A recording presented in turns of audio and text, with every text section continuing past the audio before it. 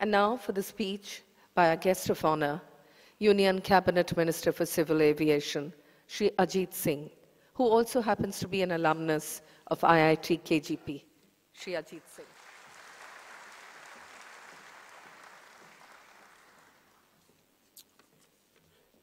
Honorable Shri M.K. Narayanan, Governor of West Bengal, Shri Sandipan Chakravarti, Chairman, PANIIT Organizing Committee, members of PANIIT Organizing Committee, Ambassador Nancy Powell, friends and distinguished delegates, good morning.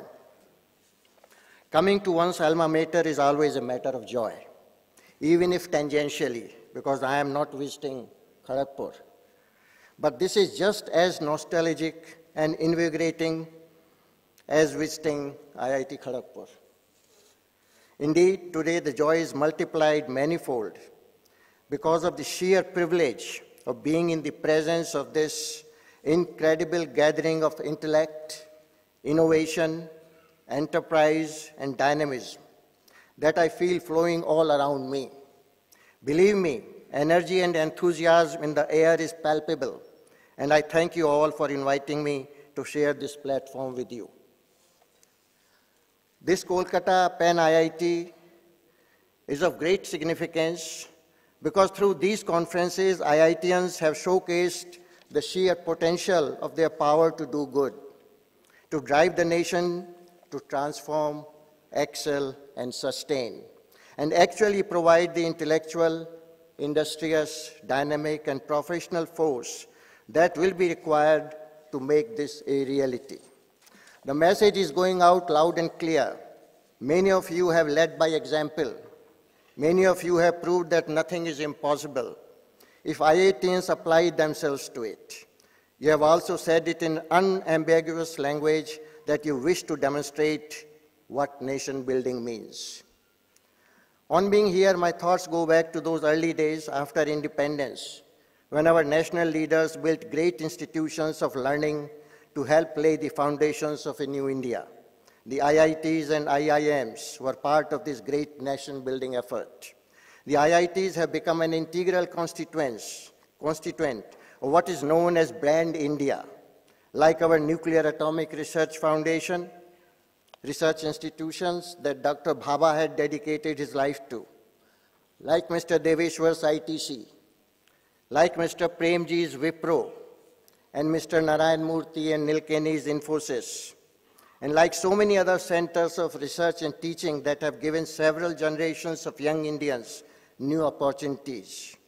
But I feel we need more such institutions to offer adequate learning opportunities to our bright young new generation, which are inclusive irrespective of class, caste, region, or gender.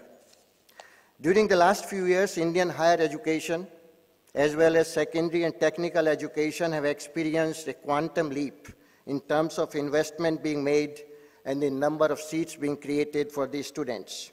Many new IITs, new IIMs, and new institutions for teaching and research in various disciplines have been opened in different parts of the country so that the future generations would get the best education available in the country. One of the major challenges today is to ensure that this quantitative expansion in institutions also fosters a qualitative improvement in the working of institutions of higher learning. India currently lags behind many other countries in terms of research and development, and we must work much harder to bridge this knowledge gap.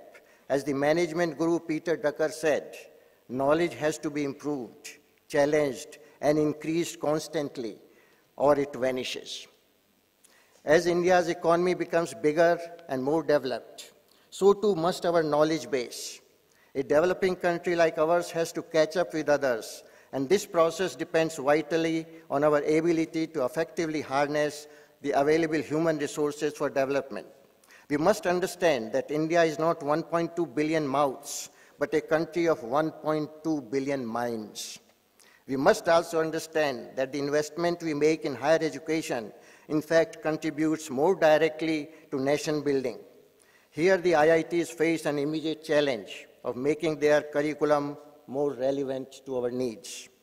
India needs millions of engineers and millions more of technically qualified workers and skilled professionals.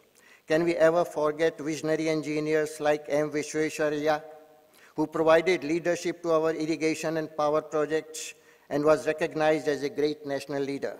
Today, India needs many more such leaders in the field of science, engineering, technology, and even in politics. Science and technology have to play a major role in the transformation of our economy. The educated youth of our country have to lead the process of social and economic change. I am confident that young people like you will take the flag from our hands and march forward. I am confident that your generation will make our country proud. I have had the opportunity to study some of your initiatives to start, promote, and support nation-building activities. Your PANIIT alumni, Reach for India, and his brilliant Gurukul initiative is innovative, impactful, and extremely important in terms of providing skills that the nation so desperately needs. The efforts of young PANIIT alumni giving up their lucrative positions in the USA and providing skills development training in rural area with 100% assurance of jobs is a most applaudable mission. It becomes all the more significant because you have opened up your rural skills gurukuls for underprivileged school dropouts. The innovation that you have shown in securing finances and by linking the training with confirmed employment opportunities is remarkable. My most heartfelt congratulations and my gratitude for you having taken on this mission. However, I expected nothing less from IITians. I'm equally impressed with your IITians for ITI mission that aims at developing world-class ITIs and to reach out to 100 ITIs across the country. I have no doubt that you will provide us with a way forward with a model that government can embrace to deliver the greatest benefits to the largest number of our targeted beneficiaries. I'm sure you will meaningfully engage with the ITIs to work out their program details and quality of teaching, training, and that your portal on skill development will provide a comprehensive and single window resource for anyone who is interested to learn. For all of you, I'm sure there is no greater pleasure than giving back to the society that has nurtured you as you have pursued excellence. I can end no better than by quoting Pandit Nehru, who told such a gathering of young IITians, "The higher you act, the higher you think, the nobler your enterprise, something of that nobility comes to you. If you indulge in small activities, in small thinking, then you remain small. But if you dare and go in for the really big things of life, then, even in your endeavor to realize them, you become big in the process. To me, you are the mighty, you are the future, and you probably represent one of the world's biggest intellectual force. And when might is used for good, the outcome can only be enriching. Ensuring quality of life to 1.2 billion people of India is a huge task, more so when there is a scarcity of resources and high aspirations on the part of people. The gap between these two is great, motivating force for innovations and creation of new ideas which can successfully be exploited for welfare of more and more people. However, these innovations must be upscalable and sustainable. I would like to end my address with a quote from William Shakespeare: "Know more than others, work more than others, expect less than others." Jai Hind.